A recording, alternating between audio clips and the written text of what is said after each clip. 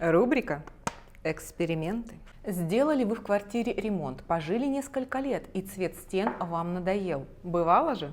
И всегда это работает так. Вам сначала нужно снять старую краску, прежде чем нанести новую. Ведь у большинства бытовых красок нужно нанести 4-5 слоев, чтобы перекрыть старый, особенно яркий цвет. Но так не всегда. Краска от Каменев Групп имеет более высокую укрывистость и первый класс стираемости. Это значит, что уже первый слой перекроет светлые оттенки, но темные еще будут просвечивать. Второй слой это исправит, и от старого цвета ничего не останется.